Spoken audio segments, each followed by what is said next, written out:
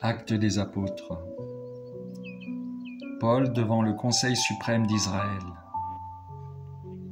Le lendemain, le commandant voulut savoir avec certitude de quoi les Juifs l'accusaient. Il lui fit enlever ses liens, puis il convoqua les prêtres et tout le Conseil suprême, et il le fit descendre, Paul, pour l'amener devant eux.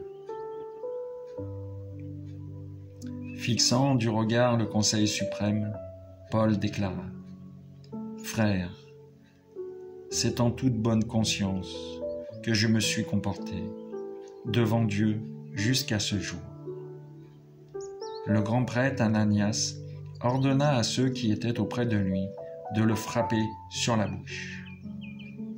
Alors Paul lui dit : « C'est Dieu qui va te frapper, espèce de mur blanchi. Tu sièges ici pour me juger conformément à la loi. Et contrairement à la loi, tu donnes l'ordre de me frapper. » Ceux qui étaient là dirent : « Tu insultes le grand prêtre de Dieu ?» Paul reprit : « Je ne savais pas, frère, que c'était le grand prêtre. Il est écrit en effet : tu ne diras pas de mal d'un chef de ton peuple. »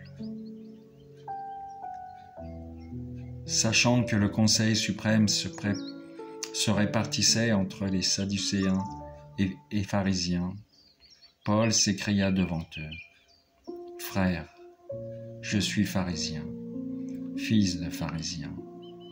C'est à cause de notre espérance, la résurrection des morts, que je passe en jugement. » À peine avait-il dit cela qu'il y eut un affrontement entre pharisiens et sadducéens, et l'assemblée se divisa.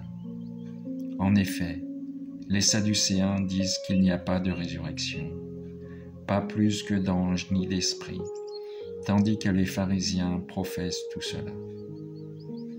Il se fit alors un grand vacarme. Quelques scribes du côté des pharisiens se levèrent et prosternèrent vigoureusement. « Nous ne trouvons rien de mal chez cet homme. Et si c'était un esprit qui lui avait parlé, ou un ange ?» L'affrontement devint très violent, et le commandant craignit que Paul ne se fasse écharper.